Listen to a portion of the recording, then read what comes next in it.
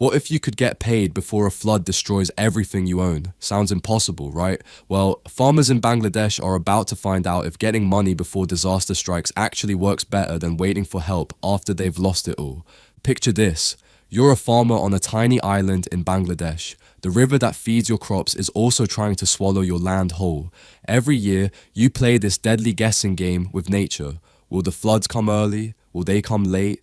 Should you plant now or wait? Get it wrong and you lose everything. That's exactly what happened to farmers on Jumeirah Island this year.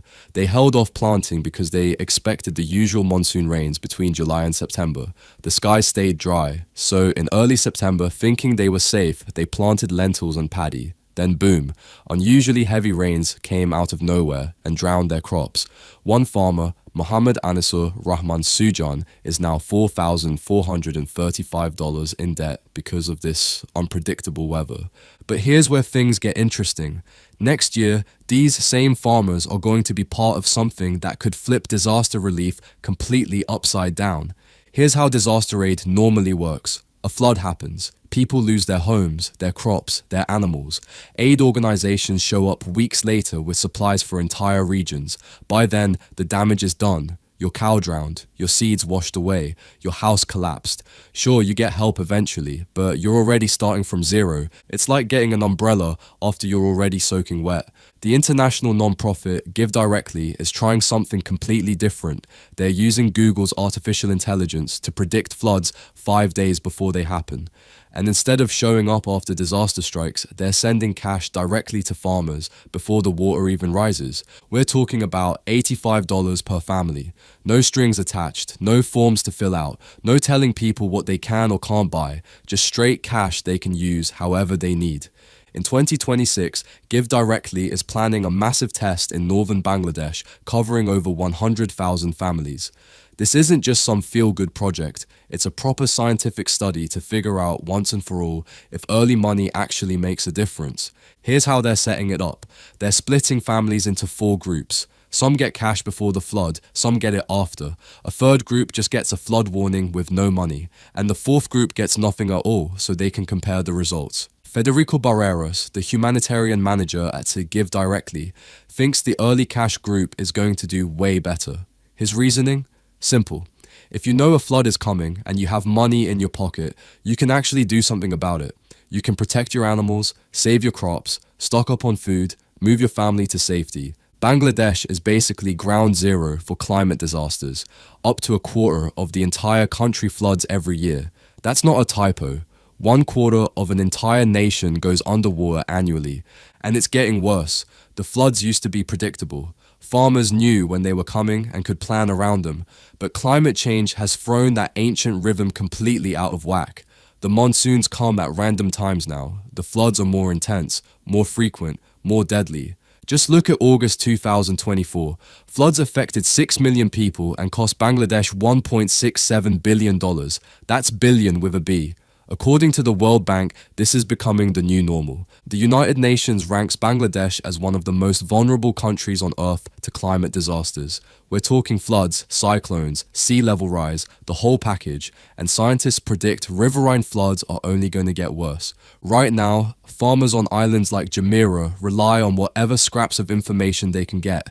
Sometimes NGO workers come by with updates, sometimes neighbors spread rumors. The more experienced farmers watch the river current like they're reading tea leaves. There's even a pole stuck in the Teesta River with green, yellow and red lines showing how dangerous the water level is getting. One farmer, Idris Mollah, sometimes crosses the river to watch his friend's television for government warnings. That's right, he has to physically travel to another location just to maybe catch a forecast on TV. The Bangladesh flood. Forecasting and Warning Center does issue official predictions, but here's the problem. They can only forecast 3 days ahead.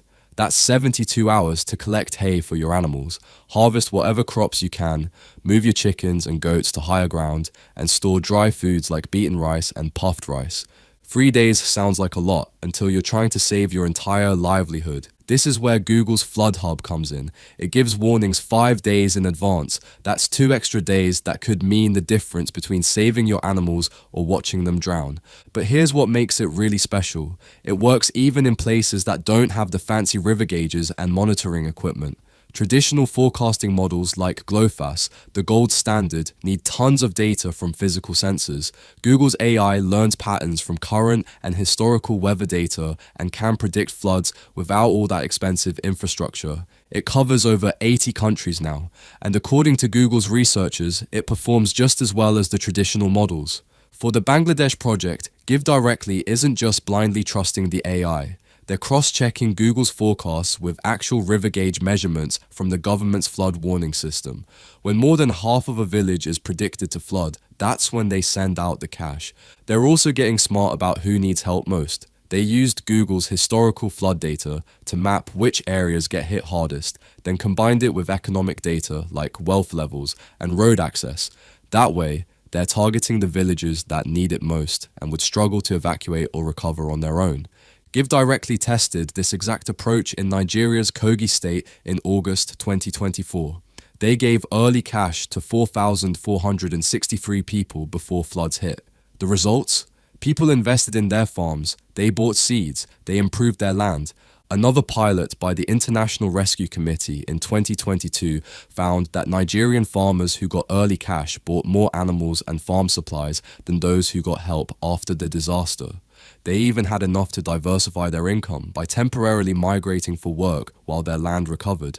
Studies across Africa over 15 years showed that when you give farmers unrestricted cash, they don't waste it.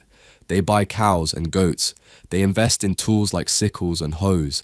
They purchase seeds and livestock. In 2024 alone, humanitarian groups delivered over $1 billion in unrestricted cash to people in need worldwide. The research is clear. People know what they need better than we do. When researchers asked farmers on Jumeirah Island what they'd do with $85 if they got it before a flood, their answers were incredibly practical. Many said they'd buy more cattle or goats, because if you lose your animals in a flood, you've lost your savings account. Animals are wealth you can see and touch. Others said they'd stock up on hay and medicine to keep their current animals alive through the disaster. Some said they'd hire extra workers to quickly harvest crops before the water arrives. Every hour counts when a flood is coming. Mohammad Sujan, that farmer who's now thousands in debt, said if he got the money, he'd buy 1 or 2 goats and essential food items. Then by raising those goats, he could buy more in the future. He's thinking long term, he's thinking investment. Idris Mollah was even more direct. He said the forecast is nice and all, but it's the cash that'll actually make a difference. With money before the flood, he can store food and strengthen his house to protect his family and his cow. But if he only gets a forecast, he'll talk to his family and neighbors and do whatever little he can with no resources. That pretty much sums up the whole problem, doesn't it? Information without resources is just anxiety. This experiment in Bangladesh is about way more than just one country or one flood season. Humanitarian groups around the world are watching closely because this could change how we respond to disasters everywhere. Think about hurricanes in the Caribbean, wildfires in California, droughts in East Africa. What if instead of scrambling after the fact, we could get resources to people before disaster strikes? The traditional humanitarian model was built for a different era. It made sense when disasters were rare and unpredictable, but climate change is making disasters more frequent and, ironically, more predictable thanks to better forecasting technology. We now have the tools to see what's coming. The question isn't whether we can predict disasters anymore. The question is whether giving people money before disaster strikes actually helps them protect what matters most. That's what this 2026 trial is going to answer. Over 100,000 families, 4 different groups, real scientific data. If this works, if the data shows that early cash really does help families protect their livestock and livelihoods better than post-disaster aid, we're looking at a complete transformation of humanitarian work. Instead of flying in supplies after everything's destroyed, organizations could wire money before the storm hits.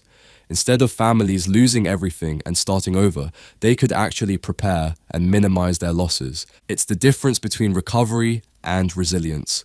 And for farmers like Idris Mollah and Mohammad Sujan, it could mean the difference between drowning in debt after every flood season and actually having a fighting chance. The farmers on Jumeirah Island have been fighting the river for generations. They've watched it eat their land year after year. They've played the guessing game with the monsoons and lost more often than they've won. Next year, for the first time, they'll have something they've never had before, money in their hands before the water rises. Not after they've lost everything. Not when it's too late to matter, but when they can actually use it to protect what they've built. Whether this experiment works or not, one thing's already clear. The old way of doing disaster relief isn't cutting it anymore. Climate change is rewriting the rules. Maybe it's time we rewrote our response.